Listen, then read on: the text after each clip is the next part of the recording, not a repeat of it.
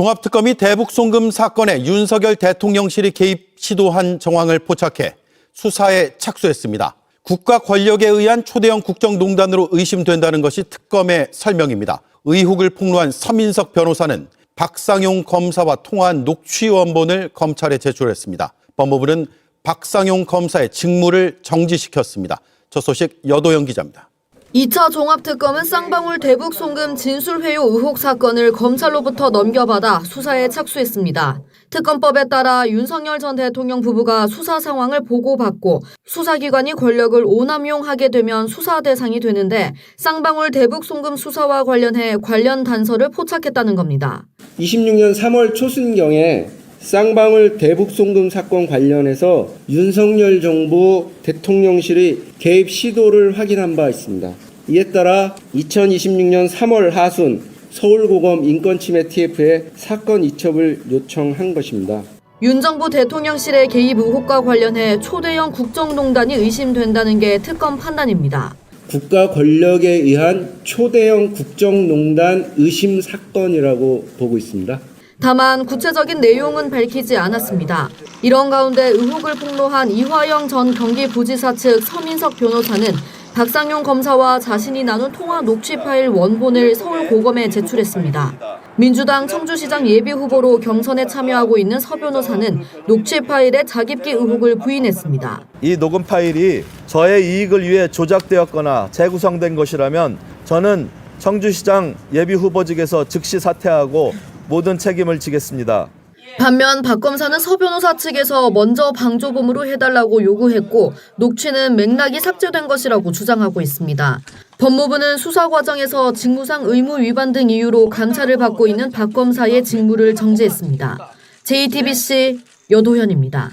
지난 2019년 김성태 쌍방울 회장이 필리핀에서 북한 공작원 리호남에게 70만 불을 건넸다는 주장은 대북 송금 사건의 핵심 증거였습니다. 그런데 이종석 국정원장이 오늘 국회에 나와 리호남이 그때 필리핀에 없었다고 밝혔습니다. 그 시점에 제3국에 있었다는 출입국 기록이 확인됐다는 겁니다. 앞서 이화영 전 부지사에게 연어 회덮밥을 직접 가져다 줬다는 교도관의 증언도 나온 바 있습니다. 박상용 검사는 이미 법정에서 받아들여지지 않은 증언이라며 반발했습니다. 박사라 기자입니다.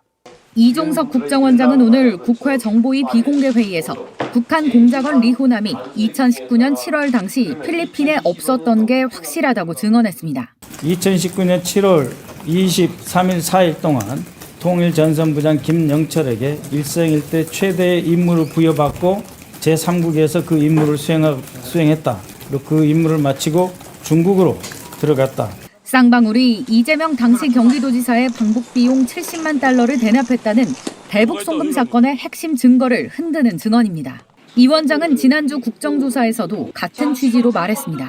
제3국에서 다른 나라로 갈 때 사용한 여권은 본인 본명 여권이었습니다. 위조 그 여권이 출입국 확인을 했습니다. 박상용 검사가 이에 대해 이미 이화영 전 경기부지사 재판에서 제기했다가 배척당한 주장이라고 반박하자 이번엔 법정에 제출되지 않았던 여권과 출입국 기록을 국정원이 꺼내든 겁니다. 정청래 민주당 대표는 이른바 연어술 파티 관련해 교도관들의 국정조사 증언을 회의에서 공개 언급하며 공세에 불을 지폈습니다. 교도관님, 5월 17일 그날 직접 연어 회덮밥을 받아오셨다고 하는데 맞습니까? 예, 제가 검찰 1층 성사에서 같이 있던 수사관이랑 가서 받아왔습니다. 그것을 받아서 영상 녹화실에서 김성태와 이화영 등등이 먹은 거죠? 예, 맞습니다. 저는 이 내용을 듣는 순간 진짜로 피가 거꾸로 쏘았습니다. 다만 박 검사는 JTBC에 리호남 여건이 10개가 넘어 출입국 기록은 의미가 없다고 설명했습니다.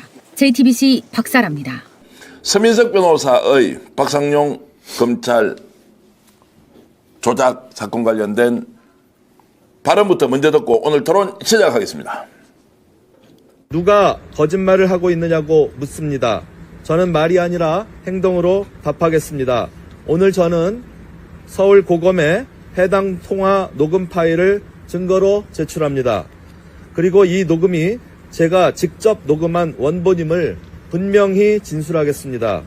이를 통해 이 녹음 파일이 조작이나 짜집기가 아니라는 점은 객관적으로 확인될 것입니다. 그 이후에도 박상용 검사, 장동혁 대표, 이낙연 전 의원을 비롯한 관련 인사들이 지금과 같은 입장을 유지할 수 있을지 국민 여러분께서 지켜봐 주시기 저 서민석은 분명히 약속드립니다. 만약 이 녹음 파일이 저의 이익을 위해 조작되었거나 재구성된 것이라면 저는 청주시장 예비후보직에서 즉시 사퇴하고 모든 책임을 지겠습니다. 또한 향후 국정조사에 참여하여 증인으로서 선서하고 당시 있었던 회의와 압박의 실체를 있는 그대로 증언하겠습니다. 진실의 육성은 이미 세상 밖으로 나왔습니다. 아무리 두꺼운 거짓의 막으로 가리려 해도 태양을 가릴 수는 없습니다. 자, 이제 보수논객이신 장성철 소장님께 먼저 질문을 드리면 이제 진짜 껍데기를 다 벗겼다라고 볼 수 있습니까? 이게 지금 조작 수사가 아닐 수도 있다라고 하는 이제 양비론적 관점에서 계속 접근해 왔는데 장 소장님 저 정도로 이제 통째로 다 공개를 했다라고 하면 이제 판도가 실제 조작으로 가는 길이 열린 것 같습니까? 근데 저희 검찰에 낸 거잖아요. 예. 저희가 볼 수는 없잖아요. 예. 그래서 공개된 것을 보고 판단을 해야 될 것 같아요. 네. 정확히 판단하기에는 제한된 정보가 많은 것 같다. 그런 생각이 들고 어쨌든 저는 무슨 일이 벌어졌을 때 양쪽 얘기를 다 들어봐야 된다. 정확한 증거 사실을 놓고 그래서 서민석 변호사는 저렇게 주장을 하지만 저 자료를 보지 못한 상황에서 서민석 변호사의 말이 맞다, 박상현 검사의 말은 틀리다라고 판단하기에는 좀 어려운 것 같습니다. 정치적 승부수는 던졌다. 스스로 청주시장직을 걸었습니다. 공천에 직접 뭔가 영향을 미치기를 바라고 하는 겁니까? 아니라고. 아니면은 저게 스픽스라든지 아니면 다른 언론사라든지 한겨레 21이라든지 예. 저런 데 제출을 해가지고 자 보도를 해라. 거기서 조작이나 짜집기 있었으면 내가 하겠다. 책임지겠다 그러는데 저게 검찰에만 냈단 말이에요. 예. 그래서 내일 제가 서민석 변호사랑 인터뷰를 하는데 아침에 YTN에서 하는 거죠? 예. 거기서 물어볼게요. 예. 그냥 뭐 다른 언론사라든지 이런 쪽에 좀 제출할 생각이 있는 것인지 국조특위라든지 아니면 다른 쪽에 제출할 생각이 있는 것인지 그거 한번 물어보겠습니다. 자, 그러면은 일단 전면적으로 전체를 다 공개하라, 부분적으로 짜깁기 하면서 이상한 소리 하지 마라라고 했던 박상용 검사의 말이 있는데요. 그 말 들어보고 나서 김한 기자께 구체적으로 질문을 좀 드려보겠습니다. 첫째, 그 대북 송금의 가장 중요한 물증은 국정원 문건이었습니다. 그 문건을 압수할 때 동의해준 변호인이 서민석 변호사였어요. 두 번째로 그다음 이재명 대통령에 대해서 자백 진술을 할 때도 변호인이 서민석 변호사였어요. 대북 송금 사건에서 물증과 진술 증거를 모두 제공해 주신 분인데 지금 선거운동은 이렇게 하고 계시더라고요. 검찰의 칼날에로부터 뭐 이재명을 뭐 지킨 뭐 분이다. 그 전혀 사실관계가 다르지 않나요? 오히려 제 생각에는 본인이 지금 뭐 자백했을 때는 내가 변호인이 아니었다라고 이렇게 거짓말하고 다니시는데 그 내용에 대해서 소명하시고 오히려 그 민주당 내에서는 그거에 대해서 평가받으셔야 될 것 같아요. 그리고 그게 사실이면 저게 천우신조로 녹취록이 밝혀졌다고 하더라도 그럼 그동안 녹취록이 없었기 때문에 본인이 저한테 회유당해가지고 허위 진술을 하게 하고 허위 진술이 나온 상태로 1, 2, 3심 그다음에 이재명 공소될 때까지 3년 동안 그럼 아무것도 안 하고 그러고 계셨다는 겁니까? 저는 뭐 전혀 납득할 수가 없는 말씀을 하시고 상당수의 말씀이 거짓말이고 그다음에 녹취도 이재명 대통령의 위증교사죄도 적어도 여보세요부터 끊습니다까지 있지 않습니까? 아니 그러고도 그게 무죄가 납니다. 근데 지금 저렇게 잘라가지고 낸 게 뭐 증거 능력이라도 있겠습니까? 문명히 갖고 계십니다 전체를. 예, 그러니까 다 공개를 하세요. 그러면 되죠. 왜 그걸 공개를 못합니까? 저렇게 내봤자 증거 능력도 없어요. 어차피 법정에 현출돼봐야 다 저렇게 짜깁기 돼가지고 증거 능력도 없다고요. 자, 저렇게 얘기했는데 이제 오늘 다 공개를 했습니다. 네. 그러면 이제 시시비비가 가려지겠네요. 네, 가려지겠죠. 그러니까 그리고 어제 이제 국정원장이 국회에 나와서 발언한 내용들이 있잖아요. 그러니까 지금 박상용 검사의 논리가 몇 번 바뀌었는데 뭐 저도 모르겠습니다. 장 소장님 말씀대로 전체 자료를 제가 다 본 건 아니니까. 근데 지금 박상용 검사의 말이 미묘하게 달라지고 있어요. 어떻게 달라지고 있냐면 처음에는 지금 이제 저것도 국정원 국정원장 발언이 나오기 전인데 예. 저 녹취는 실제로 이화영의 진술은 기소에 포함돼 안 돼 있었다 이런 논리로 이제 주장을 했었어요. 그래서 실제로 그게 위법성 인정된 거는 국정원 문건 때문이었다라고 얘기를 했는데 국정원장이 지금 얘기하고 있는 건 뭐냐면 저 수사의 그러니까 기소의 정당성 자체를 지금 흔들고 있는 거거든요. 그럼 이제 그 부분에 대해서 또 답변을 내놔야 되는데 지금 국정원장의 말은 이런 거 아닙니까? 쌍방울의 돈이 필리핀에 넘어간 게 있었는데 이 넘어간 돈의 성격이 뭐냐에 대한 수사를 시작한 거 아닙니까? 이게 뭐 예를 들면 김성태 회장의 개인적인 채무 문제인지 불법 도박인지 뭐 방북 비용인지 뭐 이거를 이제 수사를 하다가 결정적으로 이게 방북 비용이라고 된 게 뭡니까? 부회장이 쌍방울 부회장이 필리핀의 한 호텔에서 리오남을 만나서 70만 달러를 줬다는 거 아닙니까? 그 날짜가 특정되어 있습니다. 근데 어제 국정원장이 한 얘기는 뭐냐면 그걸 지금까지 수사 논리는 국정원의 어떤 첩보라든지 문건으로 확인해 왔다라는 게 이제 수사의 기본적인 얼개였는데 어제 국정원장은 자기네가 갖고 있는 문건이 63건인데 관련된 문건이 그 중에서는 지금 이 기소 사실과 배치되는 내용이 한 50건 정도 된다라고 얘기를 한 거예요. 그러면서 뭐라고 얘기를 했냐면 검찰이 특정한 그날에 필리핀에는 리오남이 없었다. 그거는 확인해 줄 수 있다라고 얘기를 했거든요. 그러면 기본적으로 뭐 어떻게든 뭐 증거를 맞춰서 기소를 했으니까 문헌상으로 판단하는 판사가 볼 때 유죄 입증이 가능하다라고 봐서 그 선고를 한 건데 지금 이제 나오는 거는 그 증거의 자체가 지금 흔들리고 있는 상황이고 그러니까 박상영 검사가 그 진술 때문에 구속된 거 아니다. 우리 증거가 있었다라고 얘기하는 거에서 그 증거가 일단 흔들리는 상황이고 두 번째 지금 제기하고 있는 건 뭐냐면 압수수색을 왔을 때 전체 63건을 다 가져간 게 아니잖아요. 그리고 이제 그거를 지휘했던 게 검찰에서 국정원에 파견된 검사가 지휘했다라는 건데 그렇다라고 하면 이 수사에 딱 그래서 검찰에 필요한 13건만 이제 가져갔다, 13건만 이제 한 건데 그렇다라고 하면 요 지휘 계통은 박상용 검사가 움직일 수 있는 건 아니거든요. 그러니까 박상용 검사의 윗선이라는 말이죠. 그러면 그 윗선이 여기에 이제 개입이 되어 있었냐, 이 수사에. 그러니까 이거는 사실, 검찰이면 다 개입되어 있는 거 아니야? 이렇게 생각할 수 있지만, 개별 수사에 대해서, 예를 들면, 국정원에 검사를 파견하는 건 대검의 일이고, 박상용 검사는 수원지검에 있었단 말이죠. 근데 이제 말하자면 이런 관계가 어떻게 이루어진 거냐? 이거에 대한 의혹이 또 규명돼야 될 지금 필요가 남은 거고, 오늘 뭐 이따가 얘기하겠지만, 오늘 2차 특검은 뭐라고 표현을 했냐면, 이 사건을 이첩받은 이유를 설명하면서 근데 이첩을 받을 때 고참 법조계자들 사이에서 약간 그런 우려들이 있었어요. 이거 수사 범위를 넘어서는 거라 기소를 해도 공소 기각될 우려가 있지 않아라고 했는데 오늘 뭐라고 표현을 했냐면 이 사건과 관련해서 대통령실에 보고된 것을 확인했다라고 얘기를 했거든요. 어떤 의미입니까, 그거는? 그 얘기는 뭐냐면 이 구체적인 사건과 관련해서 대통령실이 수사에 개입했다라는 어떤 형태로든 증거를 갖고 있다라는 거예요. 윤석열 대통령실에 그렇죠. 이제 보고를 했다는 그러니까 보통 거죠. 특검이 설명을 할 때 우리가 이런 증언을 확인했다, 증언을 확보했다, 혹은 이런 정황을 확인했다, 이런 정황을 확보했다. 이 이제 단어를 쓰는 것마다 다 이제 그 확인된 수위가 다른 것으로 이제 기자들이 받아들이는데 오늘 굉장히 단정적인 표현을 썼고 오늘 쓴 표현은 뭔가 대통령실에서 이 사건과 관련된 구체적인 개입을 했던 어떤 그 물증이 확보가 됐구나. 뭐 이런 이제로 받아들여지게 특검이 설명을 했거든요. 그러면은 그게 20원이 국정원에 뭔가 개입을 해서 그 당시에 국정원 자료를 선별적으로 이제 수원지검에서 가져갈 때 개입했다라는 게 지금 나왔잖아요. 국정원이 그렇게 국회에서 보고를 했지 않습니까? 그것과 지금 얘기했던 것이 이어지면 똑같은 이야기. 맞닿아 있는 거죠. 그러니까 그래서 국정원을 대통령실에서 청와대에서 보통 관리를 할 때 기본적으로는 안보실에서 관리를 하는 거고 근데 그 당시에 제가 민정이 없었잖아요. 청와대에 민정이 없었기 때문에 아마 법무 관련된 내용은 법무비서관이 이제 실무를 총괄 했을 텐데 그때 이제 법무비서관이 이시원 비서관이었는데 어제 국정원장도 그런 맥락에 진술을 했고 오늘 2차 특검의 발표는 요 사건과 관련해서 청와대가 개입했던 구체적인 증거를 갖고 있다라고 설명을 했기 때문에 이 부분이 연결되어 있다 이렇게 보여집니다.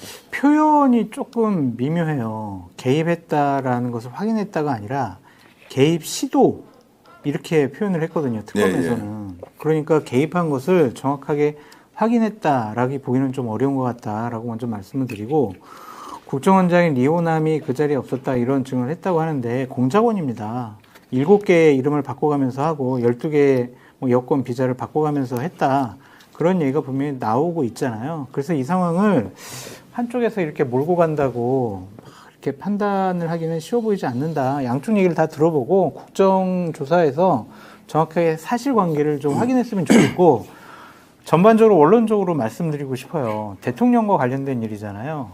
그래서 일방적으로 막 몰아가지는 않았으면 좋겠고 차분하게 정말 증거 자료들을 정확히 놓고 만약 박상현 검사가 회유 협박하고 조작해서 기소했으면은 박상현 검사 처벌받아야죠.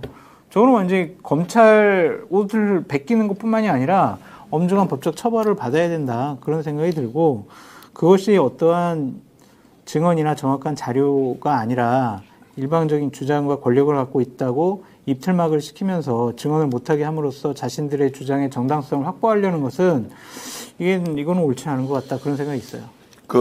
동의를 좀 하기 어려운 부분인데 어쨌든 빠른 속도로 정확한 내용을 수사기관이 수사해야 하는데 고검에 이제 오늘 저렇게 냈지 않습니까? 서민석 변호사가. 고검이 지금 수사를 안 하고 있거든요. 그러니까 이재명 정부의 고검인데도 수원지검의 지금 감찰 결과 보고서에 대해서도 수사를 안 해요. 왜 안 해요? 왜 안 하냐고요? 왜? 그게 박상용 검사 탓이에요? 그건 아니잖아요. 지금의 뭐 검찰총장 대행 누가 하고 있습니까? 법무부 장관 누가 하고 있습니까? 그럼 수사 안 하면은 수사진을 바꿔서 수사를 진행하든지 어떻게 하면 되지. 왜 수사를 안 하겠냐고요. 그래서 일각에서는 이러는 거 아니에요. 그동안 감찰해보니까 나온 게 없었다. 그러니까 수사를 하기가 어렵다. 이런 주장도 있는 거잖아요. 그래서 그런 오해를 왜 정성호 법무부 장관이 만드느냐. 지금 빨리 수사를 해가지고 있는 내용을 CCTV 가려라. 그리고 특히 고검의 인권 TF팀에서 조사했던 내용을 변호사들이 열람을 하시면 공개를 해야 하는데 그것도 안 주고 지금 버티고 있으니까 박상용과 한패다 지금 검찰은 이제 이런 것이고 오히려 지금 장성길 소장은 그게 아니고 정부에서 의지가 있으면 할 수 있는 거 아니냐. 이 논란은 충분히 이해가 되지만 답답해 죽겠다는 것은 빨리 속도를 내서 수사를 해야 한다라고 이제 보는 것이고 오늘 지금 그 박상용 검사는 이경 기자 아무 이야기를 하지 않았습니다. 이제 이걸 고검에 갔으니까 잘 됐네. 이제 다 까자. 이제 이렇게 와야 되는데 지켜보는 이유는 뭡니까? 서민석 변호사가 자료, 그러니까 박상용 검사가 그동안에 그러면 녹취록 전부 다 공개라고 계속 주장하지 않았습니까? 그걸 전부 다 공개한 거랑 마찬가지입니다. 지금은 언론사의 일부 주는 것보다 훨씬 더 많은 것을 공개했다라고 저희가 볼 수가 있는데요. 근데 왜 박상용 검사가 이 부분에서 침묵을 하는가? 박상용 검사 그 전에 20쪽 분량의 입장문이 있었습니다. 거기서 제가 주의 깊게 봐줬던 문장이 뭐였냐면 수원지검에서 대북송 관련돼서 나는 소속검사로 평검사로 이것을 수사팀에 나는 있었다. 그러면서 모든 수사를 부장, 차장, 검사장, 대검에 매일 일거수일투족을 보고하고 지휘받았다. 이렇게 얘기하고 있습니다. 그러니까 본인은 여기까지 나의 역할이었다라고 주장을 하는 겁니다. 그 뒷배경은요. 이 건에 대해서 본인이 더 얘기할 필요가 없는 거죠. 지금 현재로서는. 아니 근데 저렇게 중요한 사건을 위에 보고 안 하고 검사가 어떻게 단독적으로 처리하고 그렇게 합니까? 그러니까요. 근데 그 윗배경이 누구였는지 지금 수사가 왜 막혀 있는지 이 부분에서 전 여기서 막혀 있는 건 아닌가라고 생각이 드는 겁니다. 그 박상용이요. 죄송합니다. 네. 박상용이 저렇게까지 그동안에 전체 다 이거를 뭐 이렇게 공개해라라고 했잖아요. 공개했잖아요. 그 본인이 할 얘기가 더 있지 않겠습니까? 아니 이경 기자님 못 보셨잖아요. 근데 왜 침묵하고 있습니까? 박상용 본인이 한 얘기잖아요. 아니 최소한 예를 들어 제가 박상용이었다. 근데 서민석 변호사 이거 공개를 전부 다 했다. 그러면은 제가 만약에 당사자 박상용이었으면 할 얘기가 있을 것 같습니다. 근데 왜 침묵하는가? 이거 참 이상하다. 아니 그 공개를 그냥 모든 국민들 앞에 그냥 해버렸으면 다 그냥 검증이 가능한데 우리 이제 장 소장의 말씀은 그 검찰에 갖다 준 건 왜 또 그러냐. 국민들한테는 어떻게 공개를 하죠? 검찰에 갖다 준 것이 더 아니 본인의 휴대폰에 저장되어 있는 녹취 내용 그냥 공개해버리면 되는데 어쨌든 그 말씀도 일리가 있고 우리 이경 기자의 말씀도 일리가 있는데 자 이게 이제 지금 어떻게 앞으로 진행될 것인가 이제 국정조사 특위가 만들어져 있고 검찰 수사도 이제 진행되고 오늘 또 징계까지 의결이 됐는데 자 요 이야기를 들어보면서 마무리를 해 들어가는데요. 권영보 특검보가 오늘 어떤 얘기했는지 직접 들어보시겠습니다. 공소 취소는 누군가가 막 떠드는 것 같은데 우리는 수사를 하는 기관이지 공소 취소라는 기관이 아닙니다. 그리고 공소 취소라는 것은 공소를 제기한 검사가 취소 여부를 검토하는 거지 우리는 특검은 공소 제기도 하지 않은 사안에 대해서 공소 취소를 검토하거나 고려할 이유가 없다는 것을 분명히 말씀드리고요. 그 다음에 아까 말씀드린 것처럼 그 3월 초순에 그 대북 송금 사건 관련해서 윤석열 정부의 대통령실이 관여했다는 것을 확인한 겁니다. 그러니까 그 우리 특검법 수사 대상 2조 1항 13호 일단 걸어놓고 수사를 해보니까 뭔가 그 대통령실이나 윤석열의 관계가 나오더라라고 하는 것은 수사를 할 수가 없죠. 그러니까 일단 수사 시작 전에 단서가 확보된 경우에 수사를 시작하는 겁니다. 그래서 말씀드리는 것처럼 26년 3월 초에 그 단서를 확보하고 있었고, 그 조용히 수사를 진행하기 위해서 검토하던 중에 그 서울고검 사건을 이첩받을 필요성을 느껴서 이첩받은 건데, 그것도 종합특검이 막 이 세상 천지에 떠들면서 받은 것도 아닙니다. 원래 이게 서울고검에서는 검사들을 상대로 감찰이 진행되고 있었던 건데, 그 지난주에 대검에서 이거를 공개적으로 밝혀버림으로써 사실은 그 수사의 밀행성과 기밀성에 상당한 타격을 받은 상태입니다. 주로 수사기관에 의해서 진행됐을 가능성이 있기 때문에 결국은 그 대통령실과 수사기관의 결탁으로만 가능한 사건이 아닐까라고 생각해서 일단 그 국가 권력에 의한 초대형 국정농단 의심 사건이라고 저희는 보고 수사를 시작하려고 합니다. 자, 위아래 이렇게 덧붙여져 있는 일단 데코레이션, 포장은 다 빼고 저 이야기의 본질은 뭡니까?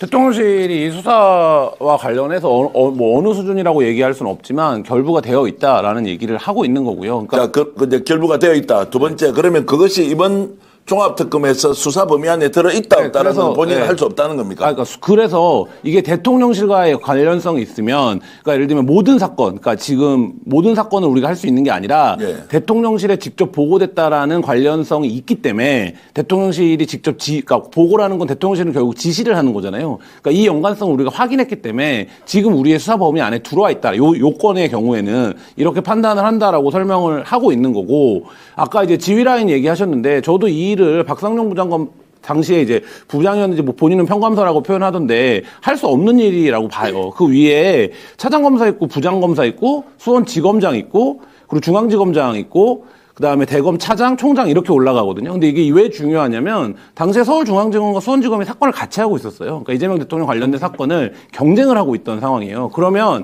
두 개의 지검, 그러니까 수원과 서울중앙 정도 되는 규모의 지검에서 동일 인물에 대한 사건을 할 경우에는 반드시 대검에서 사건을 조율합니다. 그러니까 이게 어떻게 이해하시면 쉽냐면 창원지검 정도 되는 규모에서 김영선과 명태균 관련된 수사를 하는데 매일 수사 보고서를 대검에 보고해요. 그러니까 오늘은 어떤 진술을 했고 누구를 불렀었고 그래서 이런 얘기를 했고 이거를 간략하게 정리합니다. 그러고 나서 대검에서 사건의 뭐 박상용 검사의 말에도 그런 얘기가 나오지만 사이즈 얘기가 나오거든요. 그러니까 이게 지검 단위에서 감당할 수 있는 사이즈의 사건이 아닌 것 같다라고 판단을 하면 이 사건을 올리기도 합니다. 그래서 그때도 우리가 여러 방송에서 많은 패널들이 이 사건을 창원지검에서 할 수가 없는 사이즈다. 이걸 중앙지검이 가져와야 된다. 근데 그 판단은 창원지검에서 하는 것도 아니고 중앙지검에서 하는 것도 아니에요. 그건 대검에서 하는 일이거든요. 그러면 이 사건은 어쨌든 김성태의 진술과 관련된 증거들 그리고 이화영의 진술을 보태서 유력 대선 후보였고 지금도 유력한 대선 후보였던 사람을 기소하느냐 마느냐. 이 기소는 곧 구속 영장 청구를 의미하는 겁니다. 라고 했을 때 이거에 대한 최종 조율은 반드시 대검에서 하는 일입니다. 그렇기 때문에 국정원 연결이 나왔을 때 이게 박상용 검사가 국정원에 뭐 예를 들면 자료 목록이나 이런 거를 추릴 수가 있는 위치가 아니잖아요. 그리고 검사를 파견할 수 있는 위치도 아니잖아요. 그렇다고 하면 또 그건 누가 해야 되는 일입니까? 대통령실이 해야 되는 일이거든요. 인사 문제이기 때문에. 그렇다라고 하면 여기 라인이 중요하다라는 건데 지금 특검은 그 얘기를 하고 있는 거예요. 자, 그러면 이제 어디까지입니까? 대검은 독립적으로 수사를 하지만 대통령실은 민정 라인이 있지 않습니까? 아니면 거기에서 뭔가를 조율을 할 수도 있다. 또는 정무적으로 상황을 파악할 수는 있다. 이거는 우리가 이제 관용의 범위 안에 있지 않습니까? 지금 여기에서 보고를 한 것이 확인됐다라고 하는 것은 지휘를 받았다는 의미로 저는 읽히거든요. 얼마나 집요하게 대통령실에서 개입을 했다면 저게 흔적으로 남아있느냐. 그러니까 개입을 해가지고 야 무조건 구속시켜 영장 청구해 그렇게 지시했으면은 이건 정말 다 줄줄이 다 감옥 가야 되는 초대형 국정농단이잖아요. 그렇다면 그런데 그게 만약이잖아요. 권영빈 종합특검보가 명확히 얘기한 건 이거예요. 쌍방울 대구북 송금 사건과 관련해 윤석열 정부 대통령실의 개입 시도를 확인한 바 있다. 그리고 국가 권력에 의한 초대형 국정농단 의심 사건이라고 보고 있다라고 얘기해놓고 구체적인 내용은 밝히지가 않았단 말이에요. 그러니까 어떠한 절차로 보고가 됐고 지시받았고 어떤 내용인지 우린 몰라요. 그냥 특검보가 초대형 국정농단 사건이야. 그걸 가지고 우리가 스토리를 맞춰서 자 윤석열 정부 그 청와대에서 그렇게 했을 거야 라고 전 그랬을 거라고 믿거든요. 네. 그런데 정확한 그 증거가 나타나지 않았잖아요. 그러니까 우리가 사실 방송에서 이야기 못하지만 장 소장님한테 내가 광역자치단체장 2명으로부터 누가 전언을 했는데 윤석열이 당선되자마자 경주에 가서 1박 2일 행사를 할 때 그 자리에서 이런저런 말을 했다고 제가 취재를 1년 넘게 했는데도 확인을 못했는데 공교롭게도 그 이후에 이재명에 대해서는 희한할 정도로 집요하게 없는 것도 만들어서 계속 공개하면서 죽이려고 하는 그 일련의 과정이 분명히 그 출발 지점에 정권의 실체, 핵심 있다라고 이제 보는 거고 그 의심은 지금 하고 계신 거죠. 합리적인 의심이죠. 그것이. 합리적인 근데 거 저는 맞죠. 저기서 재밌는 표현이 국정농단이에요. 네. 이 무슨 왜 재밌다고 생각하냐면 예를 들어서 법무비서관이 그 일을 했잖아요. 저는 김건희야? 국정농단이라고 표현하진 않을 것 같아요. 김건희야? 그렇죠. 근데 이거는 뭐냐면 그건 왜냐면 법무비서관의 그 권한의 사용이 권한남용일 수는 있죠. 직권남용일 수는 있는데 직권남용이라고 표현하지 그럼 국정농단이라고 하진 않거든요. 김건희네. 그러면 이거는 그 라인이 아닌 라인에서의 개입이 있었다라는 거를 시사하는 내용이 아닌가라고 생각이 들어요. 왜냐하면 대통령실은 사실 5만 가지 일을 다 할 수도 있어요. 다 할 수 있기 때문에 그 부분에 대해서 대통령실이 여기서 인사 일을 했네, 국정원에 파견했네, 그것만으로 죄가 있다 이렇게 말할 수는 없어요. 근데 그거를 그 권한이 없는 자가 있거나 아니면 그 권한을 행사하면 안 되는 사람이 했을 때 우리가 농단이라는 표현을 쓰는 거거든요. 빨리 누군지 얘기해요. 저 그러면 아니, 부의 제로죠. 잡혀가니까 지금 또 해도 뭐 네. 지금도 아직도 수사 안 받고 나 완전히 지금 면책이 안 됐어요. 그래서 이제 요즘은 특히 이제 그 윤석열 대통령실에 아는 사람이 아무도 없기 때문에 이제 다 뭐 그런 것인데 이야기하세요. 부의 제로죠. 부의 제로를 통해서 그러면 그래서 우리가 이제 흔히 얘기하는 김건희 라인의 비서관들, 행정관들이 있었다라고 얘기를 하는 거잖아요. 그럼 이 사람들이 최상병 사건에서도 등장을 하고 기타 여러 가지 뭐 부처 업무 보고에도 등장을 하고 하는데 뭐 장 소장님도 잘 아시지만 저는 그런데 김건희 씨와 여기서부터는 추론의 영역입니다. 김건희 씨와 박성재 장관이 주고받았던 김안방이라고 저장돼 있는 텔레그램을 우리가 확인을 한 거잖아요. 그럼 김건희 씨가 본인에 대한 수사 플러스 김정숙 여사에 대한 수사, 그 다음에 이재명에 대한 수사에 굉장히 높은 관심을 표한다고요. 그리고 그때 본인에 대한 수사망이 좁혀오는 그것도 5월달이거든요. 그 5월달에 수사팀을 줄줄이 와해시키잖아요. 이거는 무슨 얘기입니까? 중앙지검의 인사라든지 이런 거에도 김건희 씨가 상당한 영향력을 행사했다라는 간접 정황으로 볼 수 있는 건데, 근데 공교롭게도 그 비슷한 시기에 이 검찰이 수사를 수원지검이 어떻게 해준 겁니까? 중앙지검에서 검사를 파견해 준 거예요. 그러니까 파견해 준 건데 이거 간단한 일은 아닙니다. 검사들이 사실 어지간한 사건 아니면 저항하죠. 나 중앙지검에 있으면 되는데 왜 나를 수원지검에 보내냐. 그리고 왜 이 사건에 보내냐. 근데 이때 뭐가 벌어진 겁니까? 이게 관심 있는 사건이고 이거 잘하면 검사들 사이에서 이거 잘하면 바로 연결되는 거야. 이런 종류의 사건인 거예요, 이게. 그렇기 때문에 저 박상용 검사를 포함해서 여러 검사들이 파견을 갔던 거거든요. 그 사건을 마무리 메이드하기 위해서 그 과정에서 벌어졌던 일이기 때문에 저는 오늘 특검이 한 얘기는 결국 그 얘기를 한 거다. 초대형 국정농단이라는 말, 초대형을 쓸 때는 이것이 개입의 정도가 한두 군데가 아니다. 대통령실, 국정원, 그리고 대검, 수원지검까지 뭔가 이게 연결되어 있는 고리에 규모가 사이즈가 일단 울트라지 않습니까? 아니 근데 저는 그런 의미는 아닐 것 같고 정점이 있는 거예요. 정점이 있는 거예요. 왜냐하면 이런 거예요. 이 사건을 총장이 검찰총장 당시 이원석 총장이 어떤 방식으로든 지휘했어. 그건 다 설명할 수 있어요. 그렇죠. 네, 그건 다 설명할 수 있다고요. 근데 이원석 총장한테 이시원 법무비서관이 전화를 했어. 예를 드는 겁니다. 전화를 했어. 그래서 총장님 이거 이러저러한데 좀 수사 인력도 보강하고 국정원에도 자료가 있다는데 파견해서 이렇게 저렇게 하시죠라고 얘기를 했다고 쳐요. 그래서 총장이 그걸 받아줬어요. 그럼 이거는 죄를 묻기가 어려워요. 근데 그게 아니라 예를 들어서 의전을 담당하는 누군가가 총장한테 전화를 해서 이게 여사의 뜻이다. 여사가 이 사건을 어떻게든 끝내려고 했다. 뭐 했고 그거를 다시 여사한테 그러니까 총장이 이래저래 얘기를 하더라라고 여사에게 보고를 했다라고 칩시다. 혹은 그거를 경호처 차장이 했다라고 쳐봅시다. 그러니까 제가 직무 이게 겹치지 않는 사람을 말하는 거예요. 그래서 총장이 그 일을 했다. 이러면 그게 국정농단이라는 거예요. 근데 지금 특검이 설명하는 방식은 당시에 이 법무행정이라든지 사법 관련된 거를 지휘하는 계통에 있는 사람이 했으면 국정농단이라는 표현을 안 썼을 거라는 거예요. 근데 그렇지 않다. 지금 상황이. 특검이 확인한 증거가 뭔지 모르지만 특검이 확인한 증거가 그게 아니다. 이 설명을 지금 하고 있는 게 아니라. 자, 질문 드리겠습니다. 만약 그러면 최정점에 윤석열이 있었다. 윤석열이 지휘를 했다라고 하면 대통령이 하는 일을 국정농단이라고 하진 않죠. 대통령은 국정을 하는 사람이잖아요. 그럼 한 사람밖에 없는 거네. 그렇죠. 네.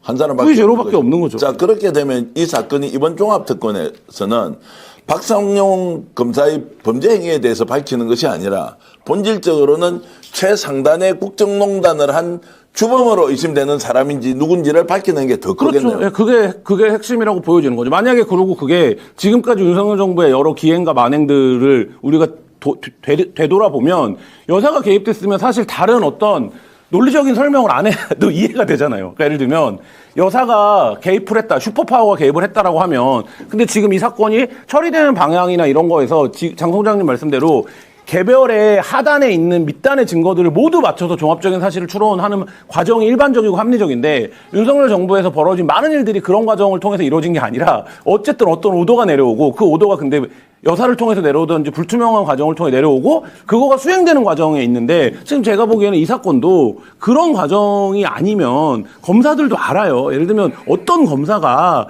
주요 시국 사건, 주요 특수 사건의 담당 변호사랑 저런 통화를 합니까? 와, 우리가 오늘 이제 다뤄야 될 주제가 많기 때문에 장 소장님 이 질문만 좀 드려볼게요. 그러면 통상적으로 보이제로가 개입한 국정농단에 준하는 지휘가 내려왔다 하더라도 그것이 대검에서 알아서 그냥 들어보고 치우고 보고를 대검까지만 하면 되는데 왜 이걸 대통령실까지 보고해서 그 문서를 남겨놨을까? 보고를 했다는 것은 문서가 있다는 이야기거든요. 그것은 혹시라도 앞으로 닥칠 미래에 대해서 미리 예견하고 이것이 본인들이 다 덮어설 수도 있으니까 이걸 기록으로 남겨놨다고 이렇게 볼 수도 있지 않겠나 생각이 드는데. 그런데 이런 중요한 사건은 민정수석실에서 당연히 체크하고 관리하는 것이 관례가 아닌가 싶어요. 예.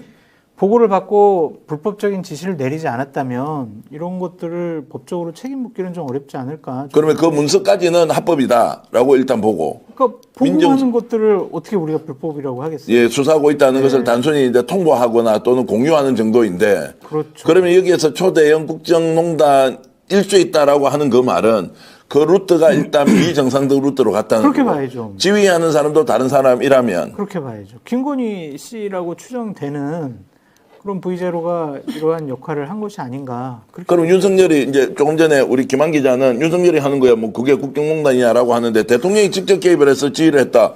이것도 국정농단 아닌가요? 문제는 문제죠. 예. 그냥 민정수석실에서 그냥 보고 받고 진행 상황 체크하고 이 정도 수준까지는 괜찮은데 어떠한 지시를 하고 막 이거 무조건 잡아들여라 뭐 어떻게 회유하고 협박을 해서라도 뭔가 증언을 이끌어내라. 이건 불법이죠. 이거는 다 잡아넣어야죠. 자, 그러면 정점이 지금 윤석열, 김건희로 좁혀진다라고 하는 것에는 좀 동의하시는 거죠? 윤석열은 아닐 것 같아요. 윤석열이라고 했다면 민정수석실을 통해서 했겠죠. 근데 김건희가 했으니까 그 윤석열이 했으면 국정농단이라는 표현을 안 썼을 거라니까요. 네. 김건희가 했으니까 했었겠죠. 이경 기자한테 좀 제일 어려운 질문 드릴게요. 김건희가 왜 개입을 했을까요? 만약 개입을 했다면 왜 개입을 했을까요?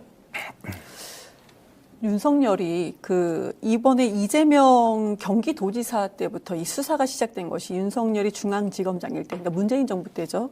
그리고 한동훈이 3차장일 때부터 이제 시작을 했던 거 아니겠습니까? 그런데 그게 계속 이어지고 윤석열이 대통령이 되고 김건희가 V제로가 된 다음에도 지금 국정농단이라고 발표한 거 보면 우리가 추측하기에 김건희가 개입이 됐다라고 추측을 한 건데 그거 아닐까요? 그 다음 정권 때도 이재명은 차기 대통령이 되는 정말 유력한 주자인데 윤석열 다음에도 이재명한테는 절대로 줄 수가 없다. 김건희가 왜 우리 대통령 후보로 만들어주면 나 살려줄 수 있느냐 이런 얘기 처음에 했다고 하지 않습니까? 그런 건들에 대해서 대통령이 만약에 바뀌고 정권이 바뀌는데 그중에서도 민주당에서 이재명이 대통령이 되면은 본인들이 죽을 수도 있다. 특히 이제 김건희 입장에서 본인이 죽을 수 있다. 이렇게 생각을 했기 때문에 절대로 이재명만은 안 된다. 그래서 그렇게까지 무리하게 몰아붙인 건 아닐까. 제가 추정을 한번 해보겠습니다. 예, 이재명만은 절대 안 된다라는 것은 정황으로도 지금 이 상황을 우리가 이해할 때 가장 쉽게 받아들일 수 있는 것은 결국 이재명을 죽여야만 한다라는 그 최정점에 윤석열 대통령실이 있었다. 비정상적인 지휘 라인이 존재했다. 이거 특검에서 꼭 밝혀주시길 바라겠습니다. 네, 종합특검 윤석열 대통령실 쌍방울 사건 개입 시도 네, 오늘 브리핑에서 밝힌 내용입니다. 네, 최근 쌍방울 조작 기소 의혹 사건을 넘겨받은 2차 종합특검팀이 윤석열 정부 대통령실에서 당시 검찰 수사에 개입하려 한 정황을 포착했다고 오늘 정례 브리핑에서 밝혔는데요. 이 사건을 맡은 권영빈 특검보는 지난달 초순경에 쌍방울 대구송붕 사건과 관련해서 윤석열 정부 대통령실의 개입 시도를 확인했기 때문에 서울고검에 사건 이첩을 요청한 것이라고 설명을 했습니다. 권 특검보는 특검팀은 이 사건을 국가 권력에 의한 초대형 국정농단 의심 사건으로 보고 있다라고 강조를 했고요. 한편 4월 3일 그러니까 지난주 금요일 국정조사 증인으로 출석을 했지만 증인 선서를 거부했던 박상현 검사는 오늘 법무부로부터 직무정지를 당했습니다. 또 법무부는 서울고검의 인권침해 점검 TF를 통해서 박 검사에 대한 감찰을 진행 중으로 감찰 결과에 따라 신속하고 엄중하게 조치할 예정이라고도 밝혔습니다. 또 종합특검팀은 김건희 씨의 추가 금품 수수 정황을 포착하고 강제 수사에 나섰다고 밝혔는데요. 대통령 관저 공사와 관련해서 김건희 씨가 명품을 추가 수수한 구체적인 정황을 확인해서 관련 업체 사무실과 대표 주거지에 대한 압수수색을 진행 중이라고 합니다. 다만 아직 구체적인 뇌물 공여자와 시점 그리고 금액 등은 밝히지 않았습니다. 네, 임금님계 캔디님이 국정농단이라는 단어가 귀에 박히더라 이렇게 이야기를 했는데요. 오늘 특검에서 밝힌 이야기는 신 변호사님 어떻게 보십니까?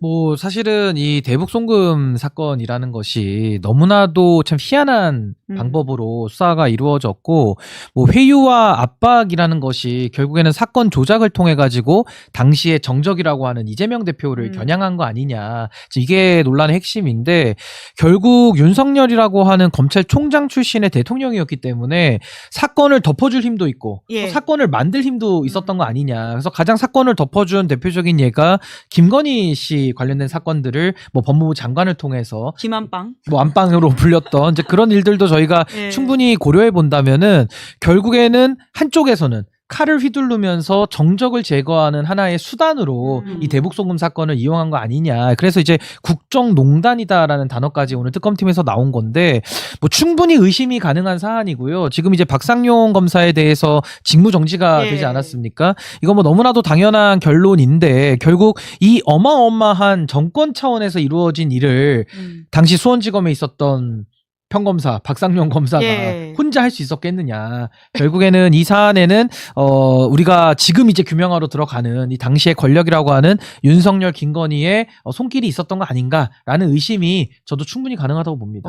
박상현 검사가 결국 윗선에 대해서 입을 열어야 된다라는 말씀으로 들리는데 지금 굉장히 여러 가지 인터뷰를 하고 있으면서도 그런 이야기는 하지 않아요. 어떻게 보세요? 뭐 지금은 일단 어느 정도 이 정치 투쟁을 통해 가지고 이 사안을 막을 수 있겠다라는 나름의 어떤 계획을 가지고 움직이는 것 같은데요. 결국 우리가 증거로 말할 수밖에 없는 것이고 그 녹취록을 통해서도 확인한 바에 따르면 물론 이제 전체가 저는 공개돼야 된다라는 입장이기는 한데 그렇게 되면 아마 이 조작 수사에 대한 혐의가 확실히 더 선명해질 걸로 저는 보고요. 만약에 박상용 검사가 진실과 상관없이 본인 스스로 다 했다라고 얘기를 하면 그럼 스스로 다 이 부분에 대해서는 혼자서 책임을 져야 되는 그런 상황이 될 수 있기 때문에 무엇이 진실인지는 이제 앞으로 가려가면서 합리적으로 우리가 생각해 본다면 이거를 검사 스스로 혼자서 이거를 만들 수 있는 사건의 사이즈는 아닌 것 같다라는 것이 현재까지의 그런 평가로 저는 보여집니다.